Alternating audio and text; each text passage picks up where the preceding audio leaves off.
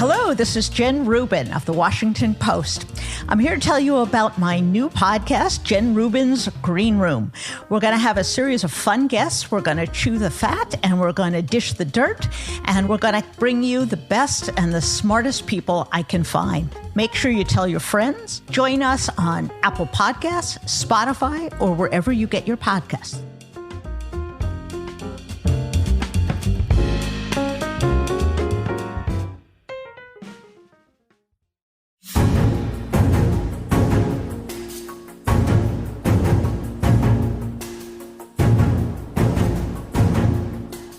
Hello and welcome to Politics War Room with James Carville, and I'm Al Hunt. This week our guest is MIT computer scientist and artificial intelligence expert John Guttag. Remember, we love taking your questions, so write into politicswarroom@gmail.com or send a tweet to @Politicon for next week's show. Now, we'll get to as many as we can, but don't forget to tell us where you're from. And please check out the links to our sponsors, Zbiotics, Henson Shaving, and ExpressVPN in our episode show notes. We thank you for supporting these sponsors. It really helps make this podcast happen. Please tell your friends about us and remind them to subscribe on Apple Podcasts, Spotify, Stitcher, or wherever you get your podcast. James Carville, the fight over the debt ceiling is depressing. It's terrible for the country, and I think it's going to be bad for Joe Biden. The House Republicans are willing, at least the majority of them, I think, are a sizable minority, even eager to cause a default, an economic catastrophe, which they'll then blame on Biden and the Democrats. So the White House couldn't have played its cards much worse. They started off by saying, we're not going to negotiate on the debt ceiling. And then they, of course, negotiated. The debt ceiling, by the way, covers, as you know, it doesn't cover future bills. It covers previous obligations, much of it run up by Trump. The Republicans, I think, have done a much better job of framing their narrative as disingenuous and false as it is, that this is about fiscal responsibility, when really it's the full faith and credit of the United States at stake here. But I think they have the upper hand right now, and I think that Biden is going to have to cave a lot. And in the end, you're still not going to get, dozens of the crazy Republicans, and they're going to have to try to produce enough Democrats in the House to hold their nose and vote for it. And it may be after there's been a week or two of default. It's a very, very unpleasant picture. I hate to, it's more unpleasant than you think. I mean, first of all, this is decided we're going to lose. 64% of the country thinks there should be spending cuts associated with not defaulting. Default is the operative word here, not debt ceiling. But 64% think that you need debt cuts. You need spending cuts to not default. I mean, it's not unrelated, but we lost a fight. Why did we lose a fight? Because we should have started talking about default as opposed to paying our bills. Secondly, we should point out there's no such thing as a Republican budget. And third, we should have pointed out that 25% of the total debt of the United States is accumulated in the 4 years of Donald Trump's administration, which is about 1.6% of the time this country has been. But we didn't, and we're going to suffer the consequences. And in addition to being what most policy people would say is very, very poor policy, very bad precedent, Obama caved, and it caused, and it's going to cause interest rates to rise. And even if they get it done by June 1st, people are going to be queasy about U.S. bonds, and just when we don't need it, we're going to get another rise in interest rates. We're going to take a bunch of banks down. The progressives will correctly, and they have a point to say they got beat bad in this whole fight because he's got with no chance that they're going to do away with the Trump tax cuts or windfall profits tax for all companies or drug companies, any of these things which are enormously popular. That's done. And Biden's almost assured himself now of a challenger from the left, which can't be good for the party. So it's not just that it's a disaster for the markets, it's also a political disaster for the president and his party and my party, the Democratic Party. It couldn't be going much worse.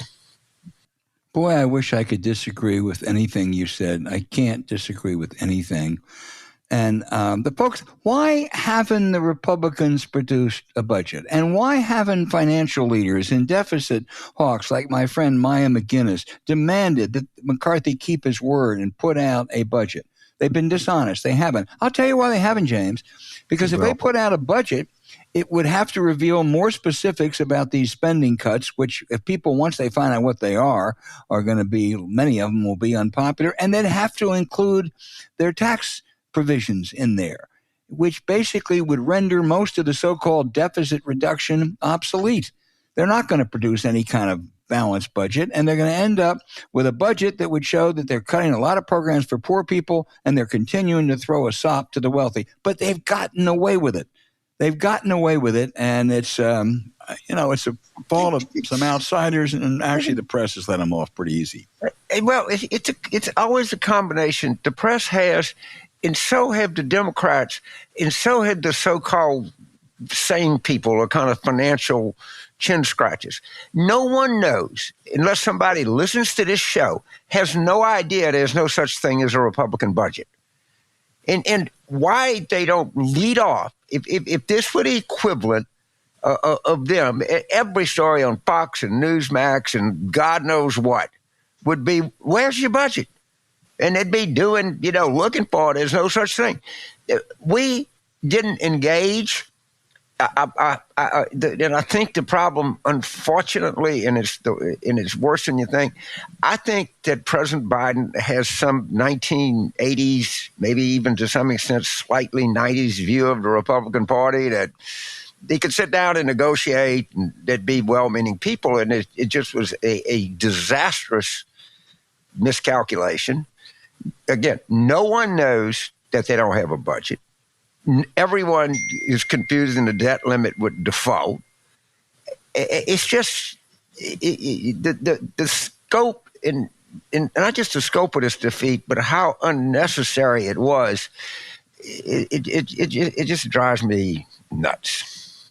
They should have stolen a leaf. Remember Ted Koppel during the Iranian hostage crisis? This is day 47. This is day 52. There should have been, this is day 22 with no House Republican budget. This is day 29. Or maybe even stolen a leaf from Mitch McConnell and gotten those old hound dogs out and had them going around looking for the Republican budget. And the counter that some make is, well, the Senate Democrats haven't submitted a budget yet. There is a Democratic budget out there. Joe Biden submitted a budget. Let's have a Republican budget and compare the two. It has to originate in the House. Yeah. But, I mean, even I remember when Keith Olbermann used to be, it's 674 days since Bush declared mission accomplished. Something. Right. But you can't, this idea that you say something once, you say something twice, or well, James, we brought that up back and go look at a tape on May the 16th. That'll do you no goddamn good. Yeah. And it's like I say, it's a policy disaster. They're going to take all the wrong lessons from it, and it's also a political disaster. Yeah, you're right, and I'll tell you something. It's a precedent. Whenever there is a Democratic president, if the Republicans control either house, there will be a shakedown. Of course it will. And as far as the eye can see. So it's awful. Okay, so let's turn to something else, maybe not so good news for Republicans. We'll see. Ron DeSantis about to announce DeSantis, Trump, kind of Attila versus Genghis. I think DeSantis looks a lot weaker than he did 3 or 4 months ago. He is. He's made, I think, some miscalculations, some mistakes. He's not a very attractive person. But I still think, James, that it all depends on Trump. Trump is in the driver's seat. If he's still the Teflon Don on October the 20th, he's going to be the nominee. But if, as I have suggested on this program, that if the accumulation of more indictments, of more suits, of other actions of his health get to him and he starts losing that, the most likely person to pick up the chips will be DeSantis. And Tim Scott will be the flavor of the month. They love the Tim Scott story. I don't know what he's ever done. A couple months ago, Nikki Haley was the flavor of the month. But this is a Republican Party, a constituency that likes anger. They like grievance. They like lashing out. They like own the libs. They aren't looking for any message of vision or hope, even if it's dubious. So, I wouldn't sell DeSantis stock right now, but he certainly has not had a good couple months. Well, all right.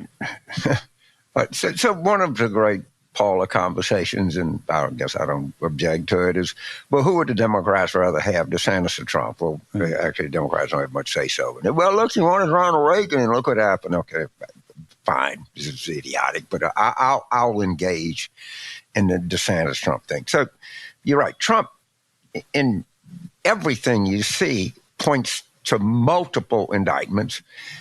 I've always thought and been very public about the Mar-a-Lago thing is the cleanest thing I've ever seen. Now it's becoming apparent that he's training the guns on the whole Mar-a-Lago thing. He's got the lawyer's notes. The Fulton County DA is going to indict me. So it's almost a certainty that there are multiple indictments on the thing. So let's turn to DeSantis. So DeSantis is picked.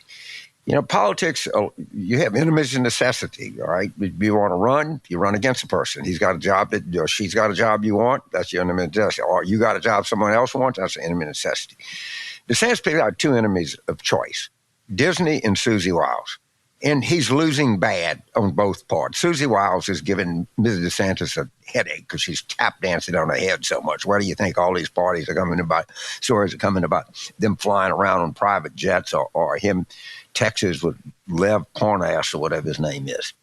But DeSantis' problem is this.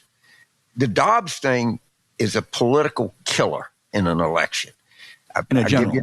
In a general election, it is a killer. If Biden is going around with 40% approval, we did predictably bad in 2021. People don't remember that, but Terry lost the governorship, in the state. It was a big 7-point turnaround. Even more of a turnaround was where Phil Murphy did win in New Jersey, but he only won by 2.5 in a deep blue state. Mm-hmm.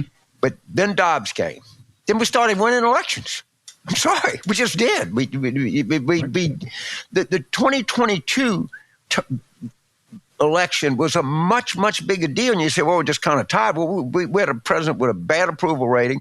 We had a combination of presidential disapproval and wrong track of the country's probably all-time high.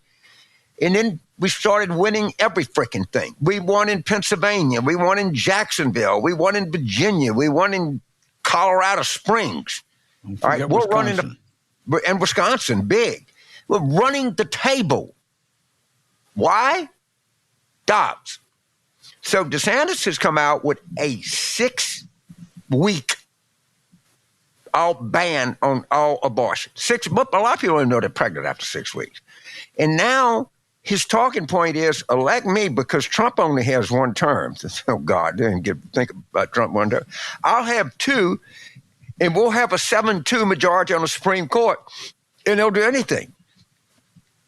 Well, that's a horrific position to go into in a general election. And trust me, the Supreme Court is the issue now. It's not the old day where people, you know what I mean, only the people that really care for it. This is an everyday issue. We're winning elections left and right out here. I mean, every time you turn around, we're winning a fucking election. So I for all of our problems, and boy, they're multitudinous. We don't deny them on this show. We try to be straight with people. But, man, when you think you got, you think you got one eye, you look over there and, in the land of the blind, the one-eyed guy is the king. And, man, they got deep problems, and they're fundamental because they can't get away from this issue. I think you're right, James, and I think the DeSantis-Trump slugfest is going to be fun to watch. That really is going to be fun to watch. Rather than a boxing match, it's more like a professional wrestling. But I don't know that DeSantis is up to it. I mean, he's got to figure out how he's never had an opponent like Donald Trump who will say and do anything and is mean and will undercut him. And everything I've seen so far, DeSantis is not ready for that. And if he doesn't get ready for that, even a weaker Trump, which I expect, he's going to have trouble beating him. Yes, yeah. And I agree with your assessment on a general election completely with one caveat. I think he is a weak general election candidate. It's the abortion ban, it's book banning and telling teachers what they can teach. Those aren't going to play in those swing suburban districts at all. The one thing he would have going for him would be a 46-year-old candidate running against an 82-year-old candidate. That would be a plus. But otherwise, if he were to get the nomination, he would be a weak candidate. I go back and forth on who I would, in playing that parlor game of, who I want. The answer is neither one of them. They both would be horrible for the country. Well, but we're not for an opponent. But DeSantis, everything is a stunt. All right. Now the latest stunt is he's announcing on Twitter with Elon Musk. Yeah. I mean, it's just, he's just got to keep coming up with more stunts. And I think they're going to keep leaking shit on him. I think they have stuff they're waiting to break on all his affiliated fundraising things. I think that they're going to find that they're going to be some of these funds that are put to questionable use, to say the least. They're not even, they hadn't even warmed up on DeSantis. Yeah. Not closely warmed up. And whatever Trump don't make a shit because they're going to indict him for treason or something. I don't know what the hell. And you know something, whatever new dirt you put out against Trump, it's not going to affect his base. I think it's those people on the margins. It's a difference between 30% and 40%. And if it's a mono primary, maybe that matters. But I think they're going to kill each other. Yeah. Well, I really do. James, we may enjoy watching that struggle. But not May. We're going to enjoy it. This is going to be fun to watch. It might not be much fun on our side, but man. Yeah, let me ask you a final question. Candidates matter the most. No question that, overwhelmingly. But who they have around them matters too. You know that. I mean, Bill Clinton won in 1992 in part because he had people like you. Same with Obama with, Pluff and an Axelrod.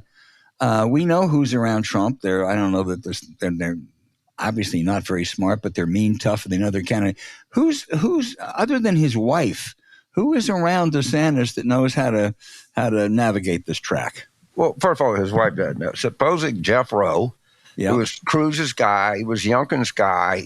I was reading a story about his friend. They make hundreds of millions of dollars a year. I mean, they have candidates everywhere. The article was not particularly favorable to him, but he's got I think I've met him once or twice. He has some. Where was that article, James? You remember? Shit, I don't, but it would pop up. They have a different model. They make so much more money than we used to make back when I was in politics. It's not even funny.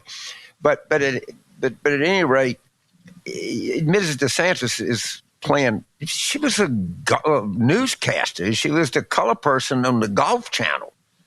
She doesn't know what she's doing. Susie Wiles, who was Pat Summerall's daughter, who worked for DeSantis, made him as a savvy Florida political operator, and they fired her, and they made a big mistake. And I know this for a fact. She has contacts like you wouldn't believe, and a lot of them in the press. And she's just parsing this out. Susie Wiles hadn't begun to stick the shiv in her. Okay, you Democrats out there who have reasons to be down, just think about how much you're going to enjoy watching Trump versus DeSantis. Damn right.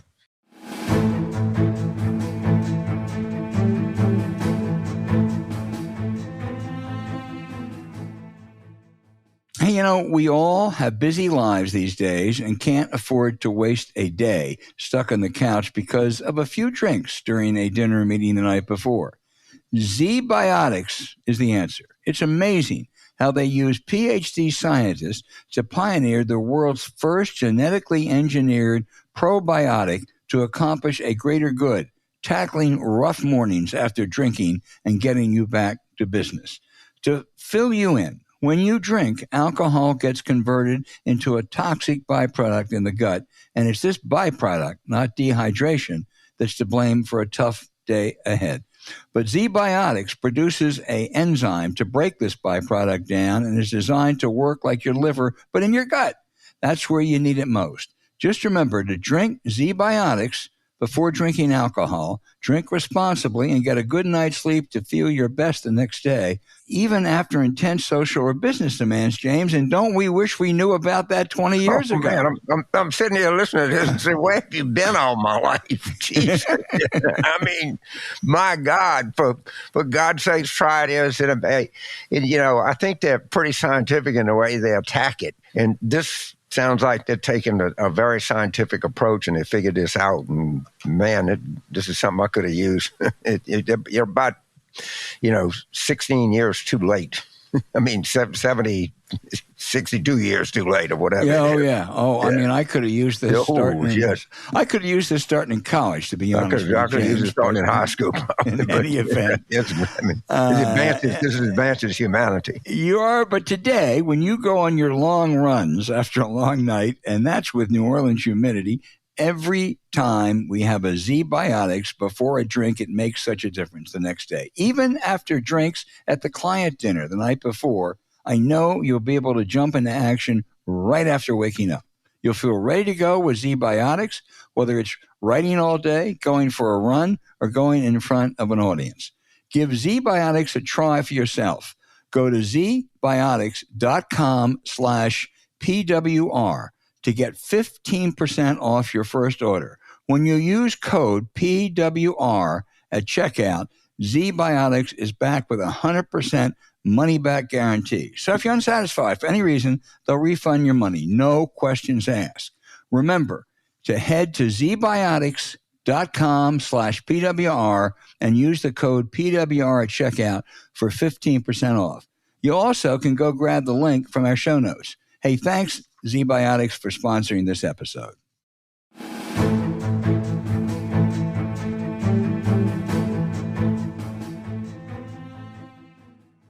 Hey, James, we're in rarefied air today with our guest, Dr. John Guttag, head of electrical engineering and computer sciences at MIT and founder of an artificial intelligence firm and a leading expert on that subject.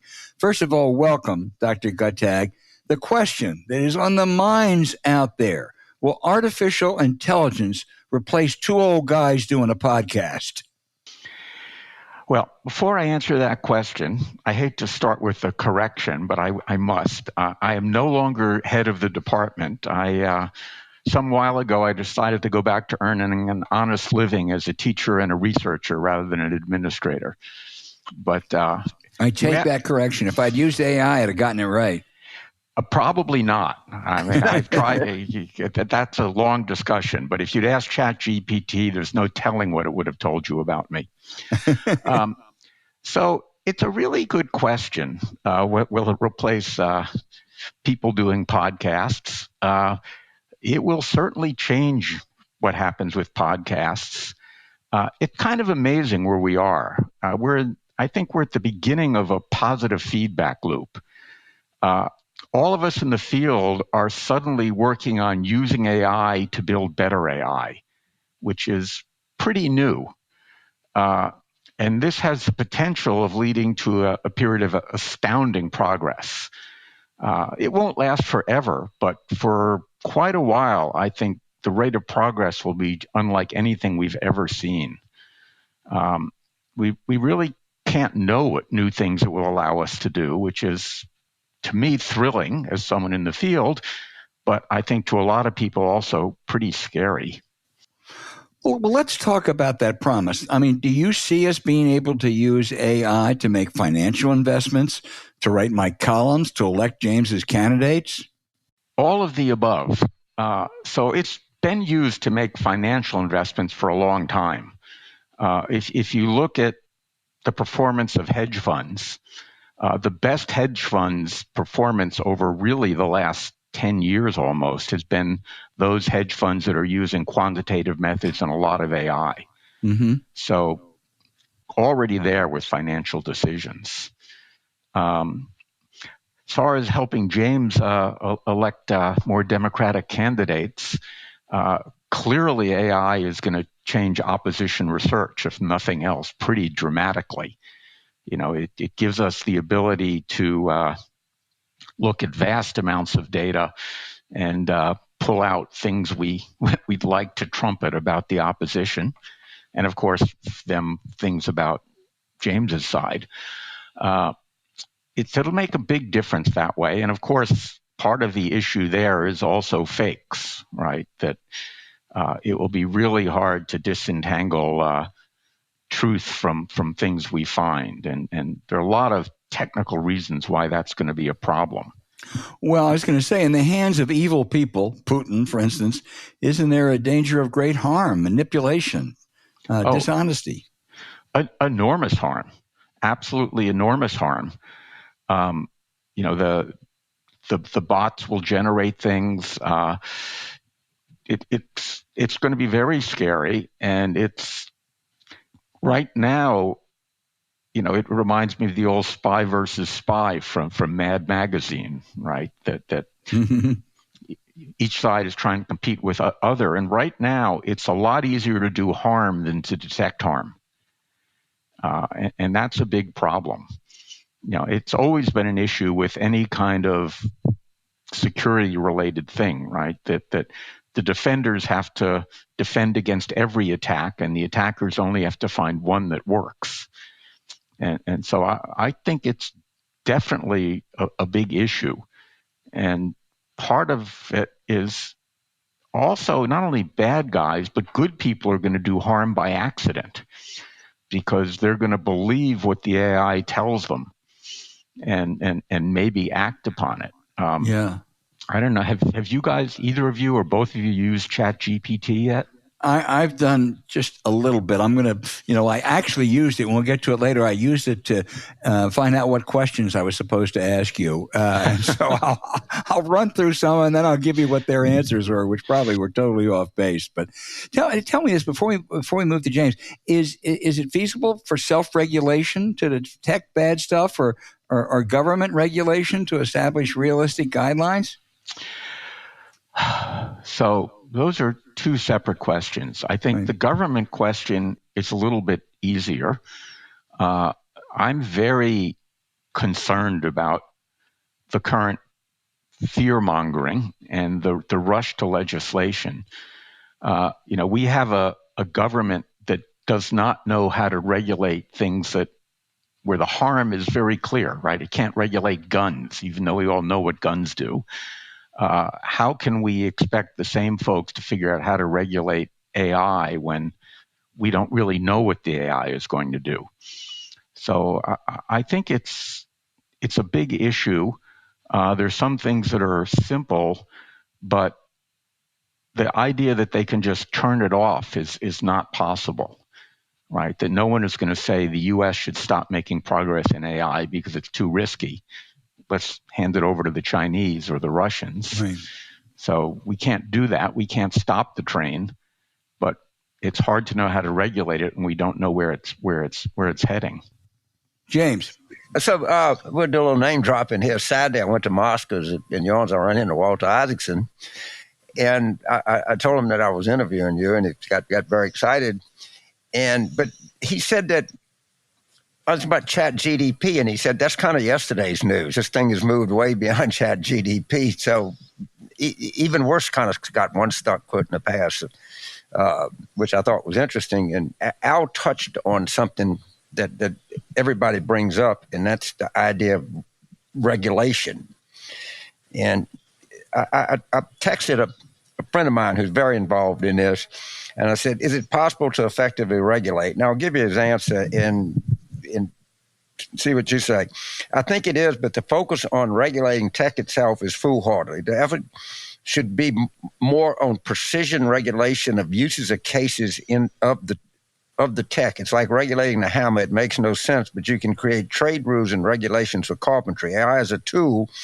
Even those foundation generative AI models will be used as tools, and that's where context matters. So regulating sectorial use cases, I will think, be most effective and necessary place to control their use. I'm not exactly sure what he's saying, but he is a pretty smart guy. And does that make any sense to you? In some contexts, right? So certainly we could control the use, say, in medicine and healthcare, right? We could say that it's not permissible for AI to read MRIs without a person overreading it and checking what the AI has said is in there. Whether we can enforce such a regulation is a different question, but we can certainly make such regulations. And I think that would be very useful. To get back to what Al was saying, we're not going to be able to regulate Putin's use of AI, no matter what we do in the legislation. We can look at regulation in the financial services industry. There have been attempts to, regulate things like program trading with mixed success. So there are certainly places where we can look to regulate it. But it's going to be hard. I think one of the different things that would be to look at that worries me a little bit is there are going to be a small number of companies with oligopoly power. These foundational models can cost $1 billion to build. And so once upon a time, we were in the world where innovate, and this is something Isaacson, who you mentioned, certainly talked about in some of his books, is the question of who is able to innovate and how does putting things in the public domain help with innovation. So that's at least something that one could imagine legislation doing, making sure that these models are not owned by a small number of companies and no one else gets to use them. That would, A, limit innovation, and B, limit our ability to understand what the models are really capable of and not capable of. So there are definitely places for legislation. The question is, do we have people in Washington who are knowledgeable enough to do it in a sensible way rather than, to use your analogy of carpentry, just take a hammer and start smashing things? Great, Al. But the answer is we do not. But go ahead, Albert. Well, I'm going to, as you have noted, ChatGPT is yesterday, but of course, James and I are last century. So I did ask them for some questions to ask you. So let me just go through them, and then you give me the answer, and I'll tell you what they said. The first was, what industries and sectors are there where AI can bring significant advancements? I think pretty much any sector which we think of as having intellectual content. Mm-hmm. AI is very good at things like that. It's much less good at things that, the last part of medicine that AI will affect will be surgery, right? It's just not going to be very good at cutting people open for a while. But anything that we think of as a cognitive task, AI is going to play an important role. I already mentioned it's totally changing financial services already. It's starting to change healthcare, and I think will accelerate its changes in healthcare. Certainly anything that involves writing. As you've probably noticed, ChatGPT writes pretty well. Sometimes it writes complete nonsense, but it's well-written nonsense. It is, right. Right.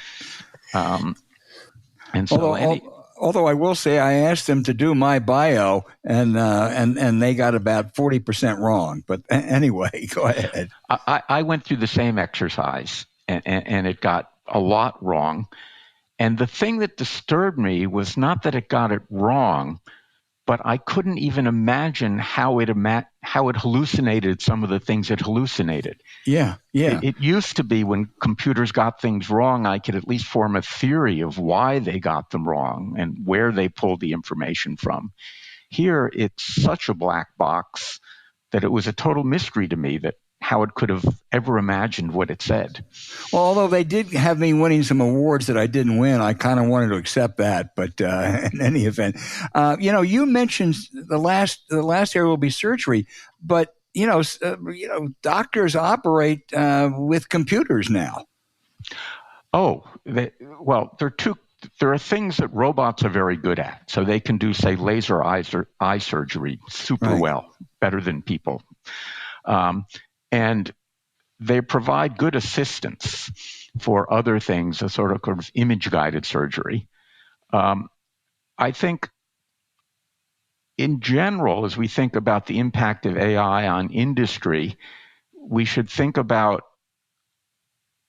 AI and humans doing things together, right? Rather than AI totally replacing humans. And I think that's really going to be the model. So you might ask ChatGPT or some other AI to write a column for you, but before you sent it off, you would read it and edit it.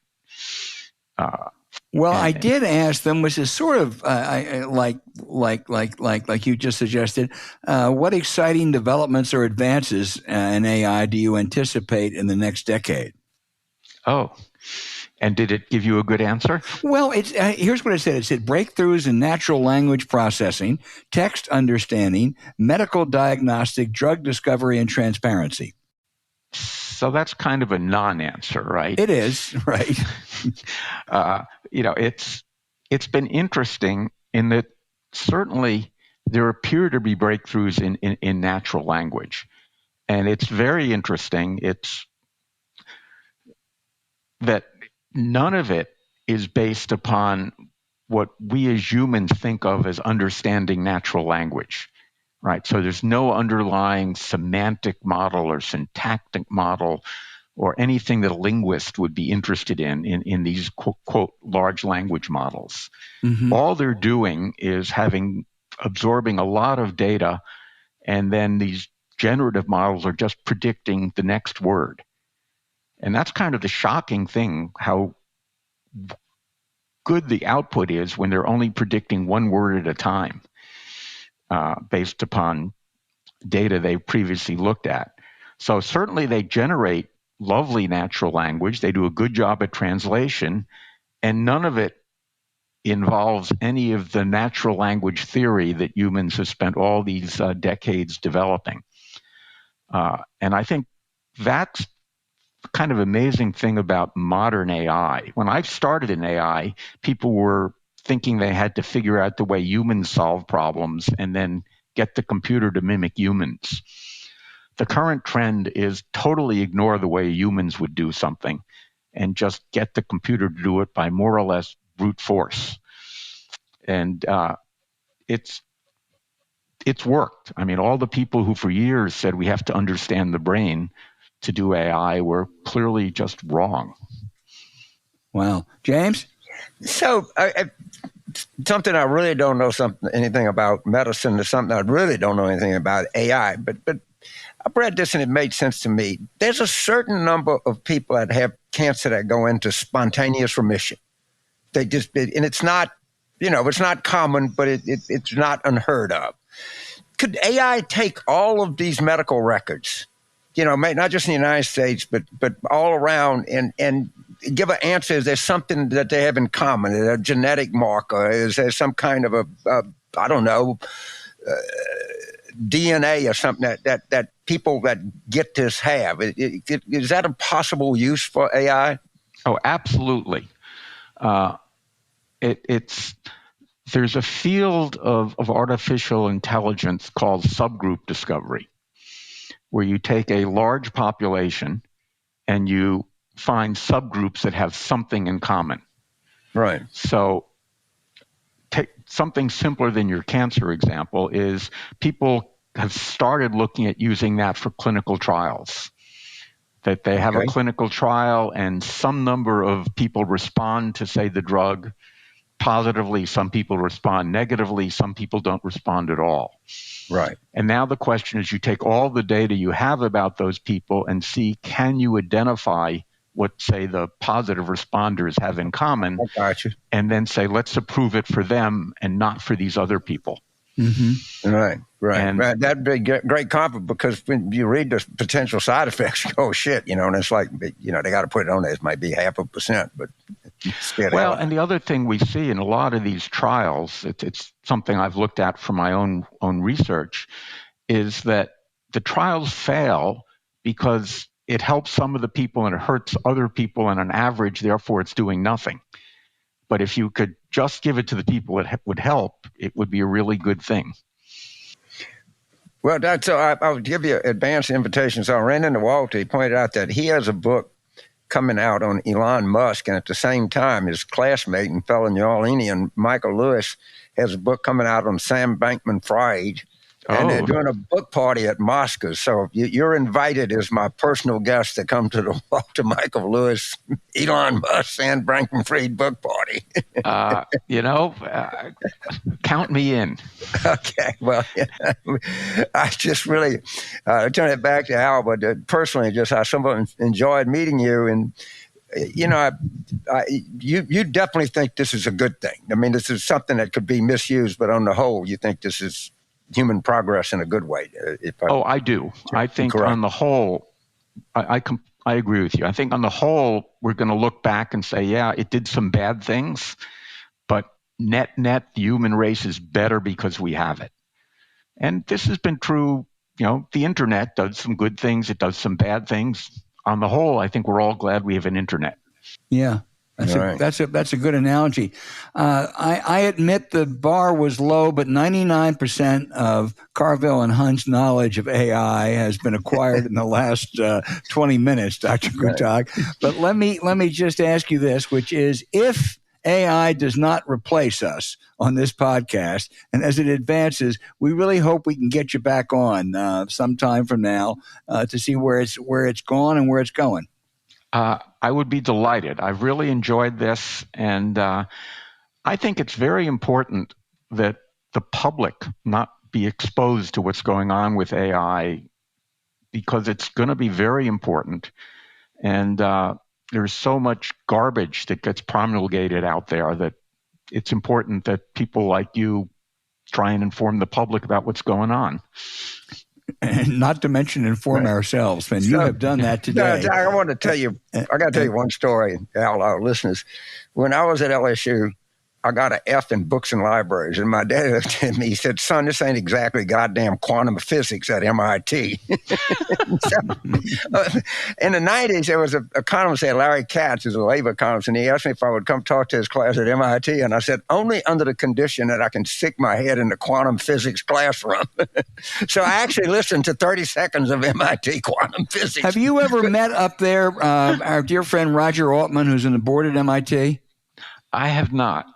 Well, I'm going to tell him next time he goes up there to stop by and see you, because he's a wonderful man, and he's really he's a financial guy from Wall Street, but really, really, got invested in MIT. And tell all my friends on the quantum physics faculty hello for me. Yeah. Well, I think it was maybe it was Niels Bohr who said, if you think you understand quantum physics, then you surely don't. Well, I'm safe. Well, listen, thank you so much. This has been a pleasure, and we have learned a lot, and we really do hope we get you back. All right. Thanks a lot. I've enjoyed myself as well.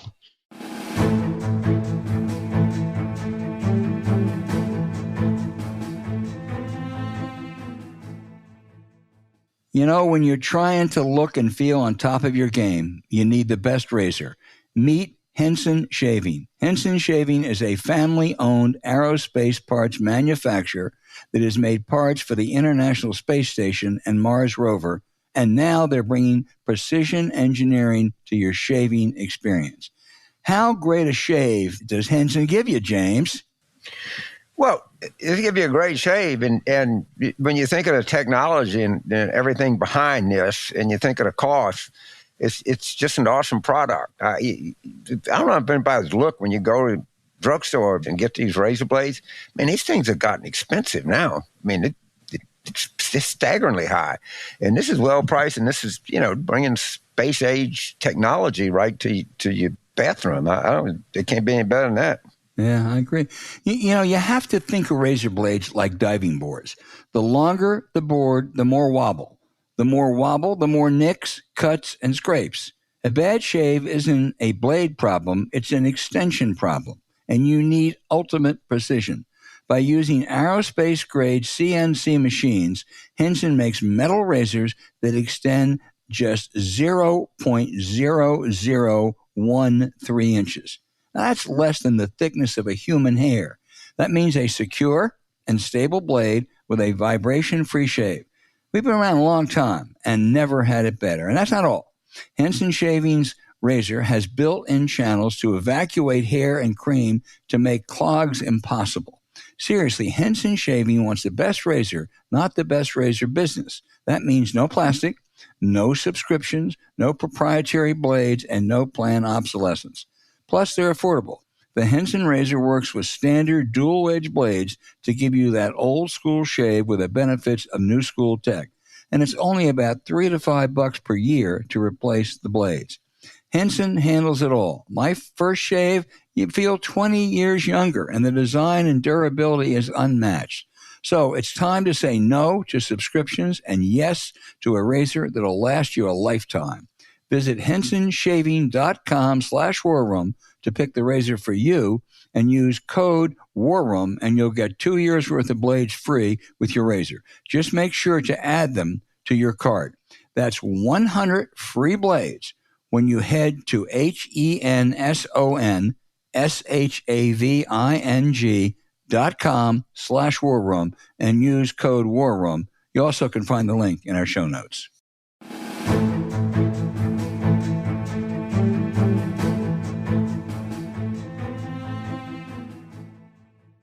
All right, James, now for our segment on Screw the Voters. I've lost count of all the studies, reviews, analyses, recounts of American elections, all concluding they are remarkably fraudulent-free.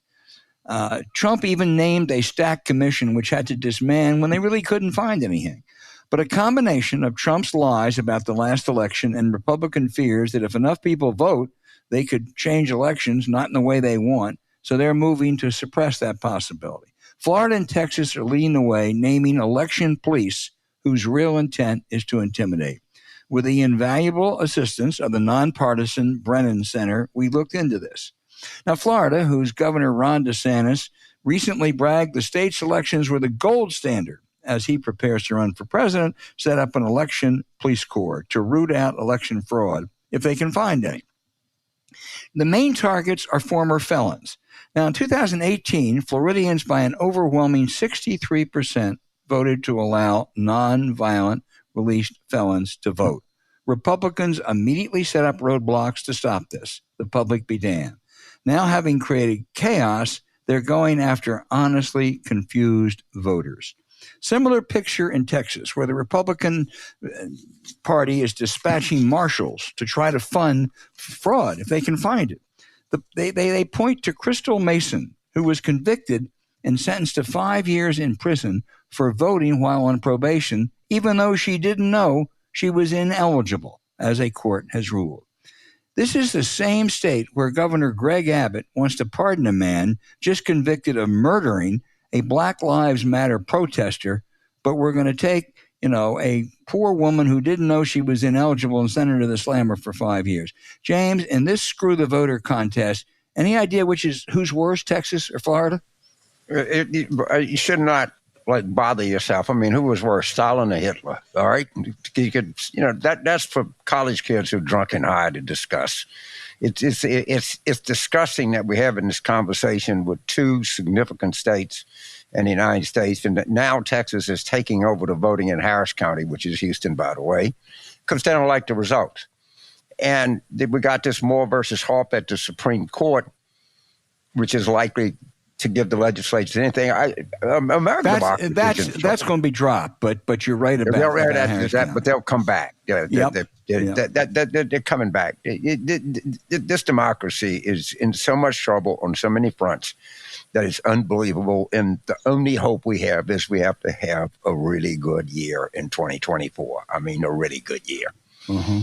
And it's got to be not just a presidential good year, but it's got to be a congressional good year. It's got to be a good year down to the state and the county level. They know that they're losing, and they're doing everything they can from the Supreme Court on down to screw the electorate. This is an important part that you do, and we got to continue doing this. We'll continue the screw the voter because, unfortunately, there are enough examples. And you're so right about 2024. And it's also secretaries of state and state Supreme Court races. AGs and it's all. Keep a focus on them. Okay. Thank you for the information you sent us, the Brennan Center, which is nonpartisan.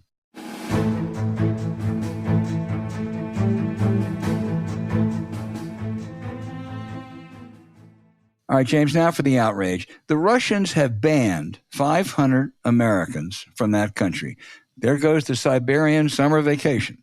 The list includes late-night comedian Stephen Colbert, Georgia's Secretary of State Brad Raffensperger, and Michael Boyd, the Capitol Hill police officer who shot and killed one of the mob violently trying to break into the House Speaker's lobby on January 6th. None of these men have any involvement in American foreign policy. They do have one thing in common. They have incurred the wrath of Donald J. Trump, as have most of the others of 497 on that list. Putin is sticking with his old pal Trump. For the revisionist efforts, which we've seen now, particularly after the Durham report, the reality of the Mueller report, the American Intelligence Agency, the Republican-led Senate Intelligence Committee, and others all concluded Moscow tried to help Trump win the 2016 election, and his campaign welcomed it. They fed inside information and met with Russian agents, and they were aware of some of the Russian leaks that were coming out about Democrats. Now, you recall, James, you cited the Senate Intelligence Committee report. After a 3-year investigation, they laid out an extensive pattern of Kremlin-Trump contacts in 2016 while saying, well, there was no evidence of collusion. Well, replied Maine Senator and committee member Angus King, an independent, the Russians provided all kinds of help, and the Trump team used it and welcomed it. You can decide whether that's collusion, whether in the legal sense or not. Trump and Putin, soulless brothers. I've been on a lot of lists in my life, and, I didn't get the MacArthur Genius Prize, damn it. But the list I most regret not being on is that list. Yeah, I would have loved to have been named on that list. We can campaign for it, James, and see if they'll update it. I will. Please, man. People would pay to get on that thing. You kidding me? Russia could raise some money. Yeah, absolutely. So my outrage is a town in the Hudson Valley between New York and Albany. And then the New York Post, Washington Post, ran a story, interviewed people that said they were veterans and they were kicked out of a hotel to make runs for illegal migrants. So it goes in the Washington Post. 15 different stories on Fox. Do I have to tell you what the real story is? No, I don't. It's so depressing. It was all made up. And somebody promised to pay these people who are anything but veterans $200. Of course, they screwed them. Didn't even get their $200. And they barely ran a retraction. It's like it never happened. There's a documentary on HBO Max called How to Create a Sex Scandal. You got to watch this, and it's stunning how they can, in some place in East Texas, it was Tyler, right around that area, where they falsely convicted 4 people for having child sex rape. And these people want to believe all of this. They want to believe that they're Democratic pedophiles or whatever are out there. They want to believe that we're kicking veterans out to make room for illegal migrants. And, they don't care if they find out it's not true because it originally fit their worldview. And this is a very, very unfortunate turn that we've taken in American politics. Really unfortunate. Yeah, and it's a point you've made before. If someone on the left did that and got caught, there would, be some recriminations from their colleagues, there would be apologies, et cetera, as there should be. But on that side, almost nothing. Nothing. Yeah. They have suffered no reputational harm whatsoever. And there was a group, if you can look it up, that was behind, of course, some woman that started it and thought it would be a nifty idea to, put people in touch and make up these stories. And the reason they do it because, well, who gives a shit if it doesn't work? You're just telling people what they wanted to hear anyway. And I guarantee you that you go anywhere in the country and they're still talking about how they were kicking veterans out for illegal immigrants in New York. Yeah, I agree.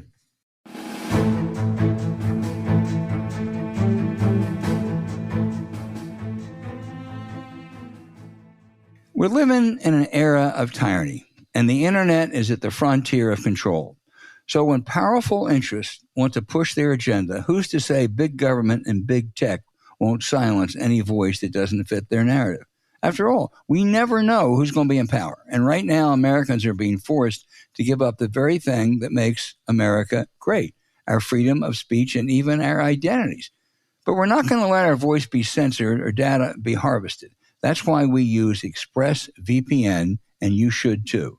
You see, the problem with big tech is not only do they attempt to censor you, but they also track what you do online. And that means what you're searching for, the videos you watch, and everything you click. They can match your activity to your true identity using your device's unique IP address. How important is it to protect your thoughts, information you look at, and identity, James? Well, it not only is important, it gets exponentially important, not by the day, but by the hour. And, you do these things and accept all cookies, shit, I just want to read the story, and you just click it and you just don't even think about it. And they're getting more and more and more sophisticated, and they all want everything. If you go and buy a bag of M&Ms, they want your phone number, they want your email, they want amazing. your number. Everything is about accumulating information on you, and people know more about you today than they've ever known about anybody else in history. And any protection that a human being can get, it's just common sense tells you ought to make use of it. Totally. Yeah, and when we use ExpressVPN, nobody can see your IP address because they anonymize our identities with a secure VPN server. Plus, ExpressVPN encrypts 100% of our network traffic for protection from hackers and eavesdroppers. ExpressVPN is so easy to use also. We love that no matter what device we're on, the app literally has one button. You tap it and you're protected. It's so simple, even James and I can do it. ExpressVPN is not only the #1 rated VPN by CNET and TechRadar, it's also the best VPN we've ever tried, and we never go online without it. So don't give big tech and big government the power to control your information. Defend your rights and protect yourself at expressvpn.com/warroom. That's expressvpn.com/warroom. to get 3 months free. Again, that's expressvpn.com/warroom. You also can find the link in our show notes. Yeah, you're right. It reminds me of, the command of the referee right before the bell rings. Protect yourself at all times and come out fighting. Protect yourself. You need protection in this world, brother. Excellent point.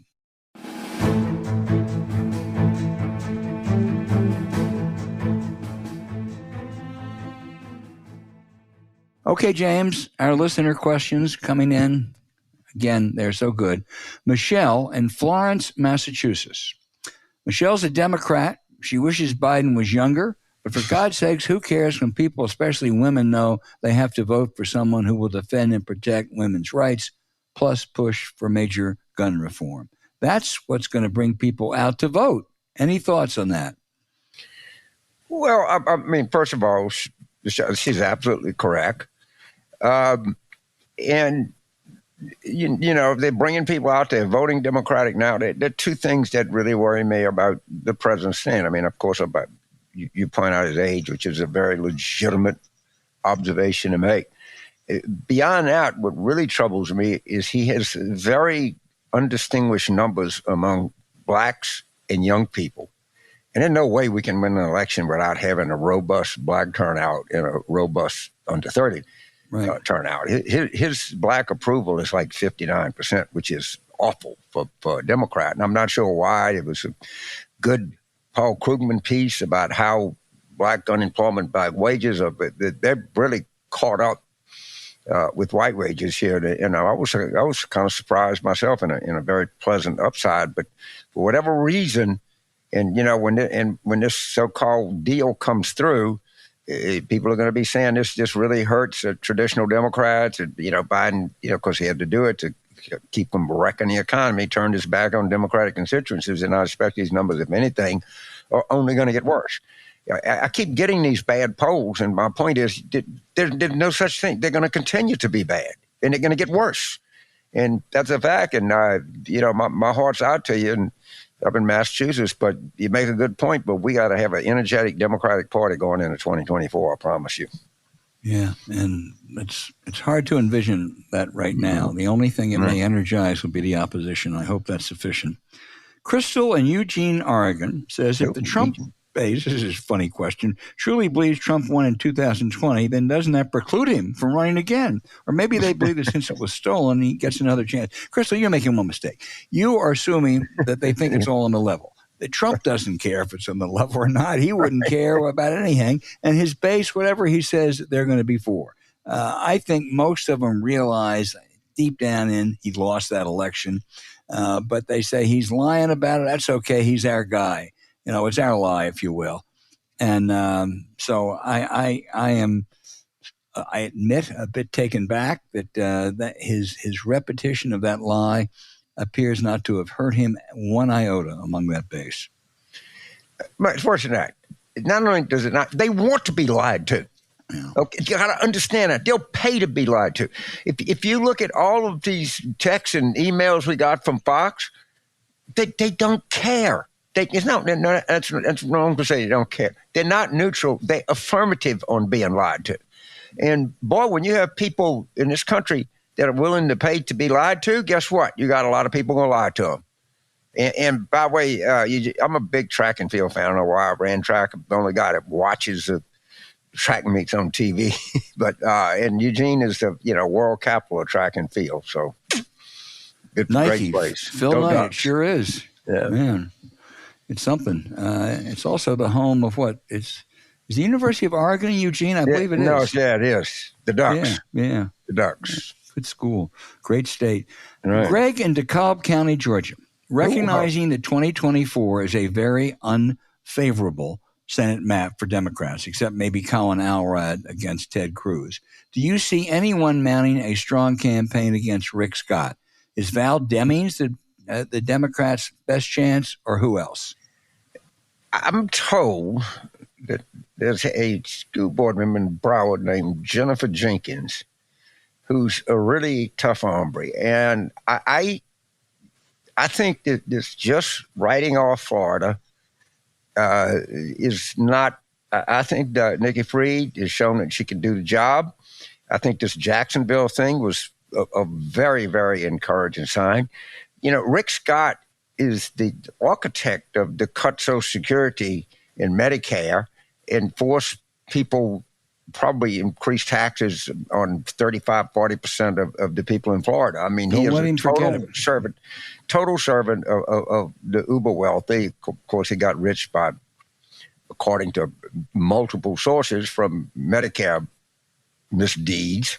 So I let's watch what goes on down there. But I guarantee you they're looking, and we might have a potentially really, really interesting candidate. I'm also told that the leader of the Florida House, Pinchill's got a little bit of a different name, is really, really, really talented. So there's some talented Democrats down there in Florida, and we got to figure a way to get them front and center and out there. But I'm not near ready to give up on Florida. And I think the Jacksonville race proved that we got a pulse at least. All right, Sunshine State voters, you heard it here. Mike in Dar es Salaam, Tanzania, says, on the trail and on the debate stage, boy, I tell you, Mike has asked a good question. The Democrats want to use statistical information and numbers to prove their accomplishments. The Republicans use big, although usually insane and wrong, ideas. Can Democrats learn a lesson? I think you're right, Mike. I think, you see it in this debt ceiling fight they're having right now, the default fight they're having right now. The Democrats will use all kinds of data. Their data's right, usually, and the Republicans just have their big lie, and they stick with it, and it's persuasive. I think the Democrats have got to figure out a way to craft a better narrative. Well, there is no doubt, and what Democrats don't do is use emotion. We love reason, and reason will only take you so far, and we don't believe in repetition. Why are we behind the 8 ball on this default fight?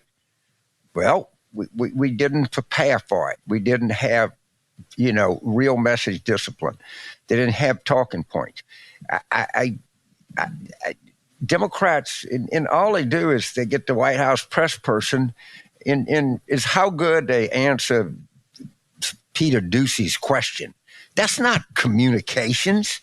Communications is having a strategy, having an implementation, having execution, and having enforcement. You got to tell people, don't say debt limit, say default. And once you tell 5 people that, the word gets out. And you they repeat don't do it that. and repeat it. You repeat it and repeat it. And so when somebody uses the wrong word, boy, if there's a Democratic president, in my advice, what do you think? Get a communications person and have that person be really disciplined and really enforce, really call people and say, look, ma'am, don't, ma'am, man, whatever it is, don't say it like that. Say it like this. And it'll make all the difference in the world, and say it over and over. But we just don't value that. And shit, they're talking about the Hudson Valley and the veterans getting kicked out. Once they put it out there, they already won. Yeah. They don't look at the retraction or care. Our message discipline is message enforcement is literally non-existent. It's frustrating. You're right. James, are you ready for a really tough one? I mean, seriously. All right. I mean, I want you to brace yourself. This may really throw you for a loop, okay? Right. It comes from Steve in Mountaintop, Pennsylvania. Now, get ready. This is going to be really tough. A few years back, former New Orleans Mayor Mitch Landrieu gave a powerful and compelling speech concerning Confederate monuments. It was, in my view, political rhetoric raised to an almost spiritual level. In the event the president should reconsider and not run, do you think Mayor Landrieu would run? And also, could he defeat Trump in a head-to-head matchup? Thank you for the question. I particularly pride my family is my daughter wrote the first draft of that speech as part of our application. And her now husband was Mayor Landrieu's speechwriter who wrote the final draft. When it got submitted to the mayor, he obviously made changes himself. If he would have run against Donald Trump or Ron DeSantis, he'd get 54, 55%. Yep. I mean, it's just, I wouldn't have any doubt in the world, because he's a world-class communicator. He's stunningly good on his feet. And there are other people in the Democratic Party. You and I have talked about this. I recommend Jackie Combs' column, and I think it's in the Los Angeles Times. The greatest, most destructive myth in American politics is the Democrats don't have anybody that could run other than Biden. That's just not, demonstratively not true. And there are many, many. I'm not going to go through a litany because I always forget someone, because there's so goddamn many that are so talented out there. But, every horse that's in the barn looks like Secretariat. And only when you get on the track, you know how good they are. Yeah, and I, you're right about the list, but I'll give you a top 3 who I agree with you would win 54, 55% against Trump or DeSantis, and that would be Mitch Landrieu, Gretchen Whitmer, and Roy Cooper. All of them.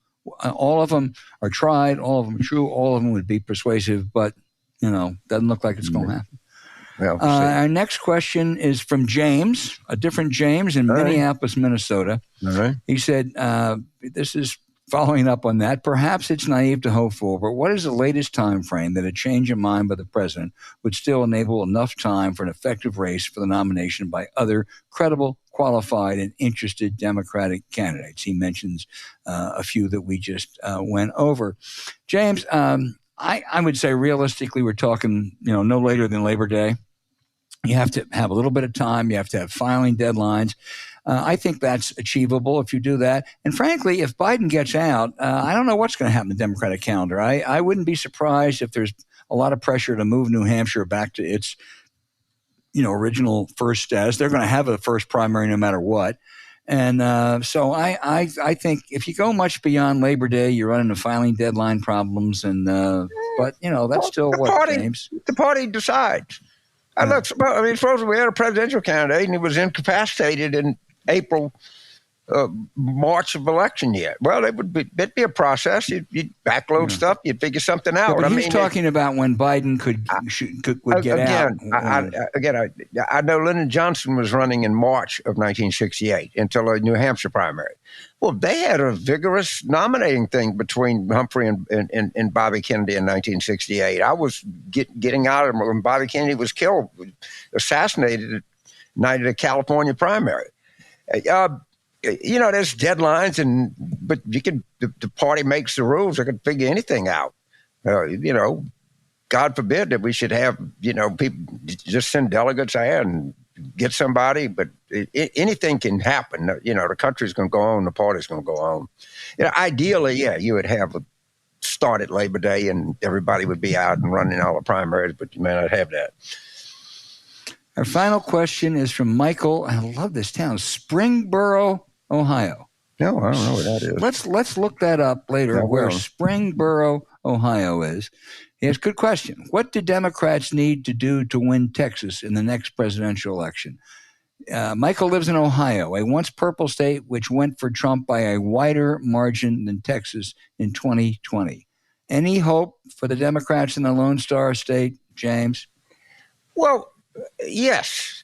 I mean, first of all, I think we have a stunningly good Senate candidate there. And, I'm talking about the Senate, not presidential. But by the way, the margin in the presidential race, I think, was considerably cut between 2016 and 2020. I got to look it up and double check, but I think I'm on pretty safe ground now.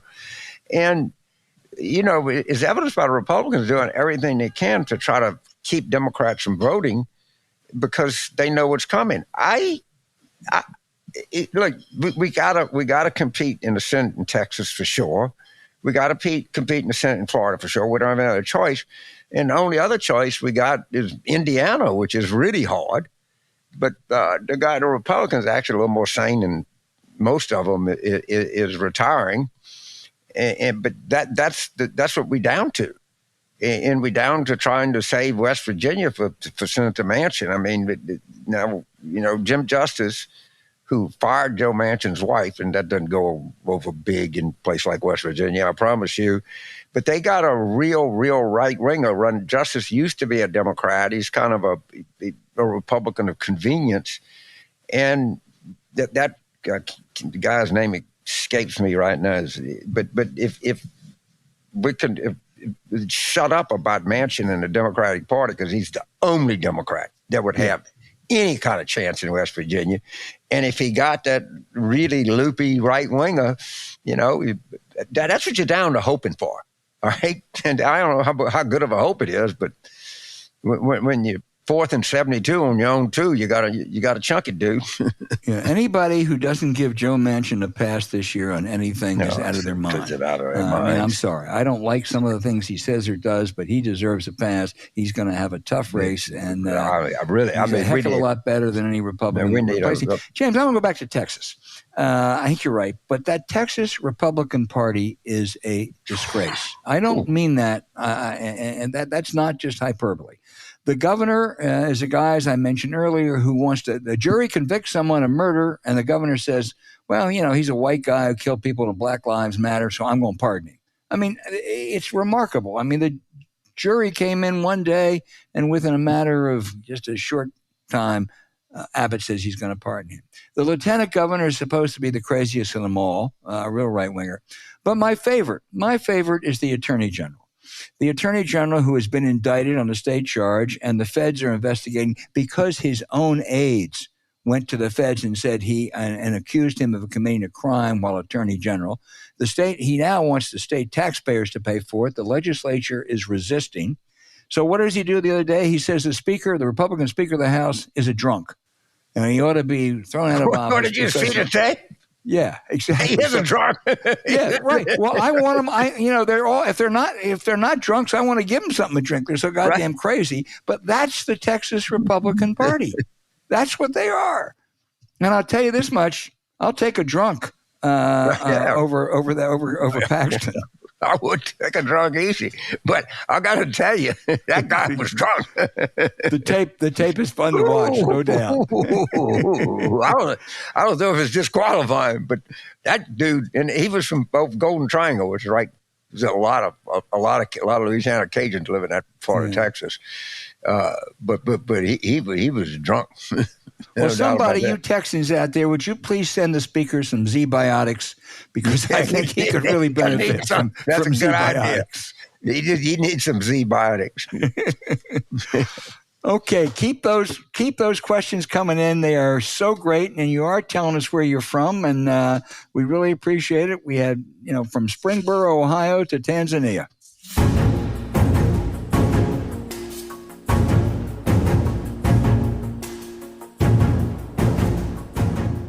Hey, thanks for listening to Politics War Room with James Carville, and I'm Al Hunt.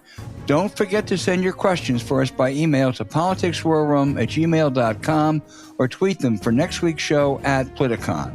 Following this episode, we'd really appreciate it if you check out the links to our sponsors, Zbiotics, Henson Shaving, and ExpressVPN in the show notes. We thank you for supporting them, because when you do, it helps make this podcast happen.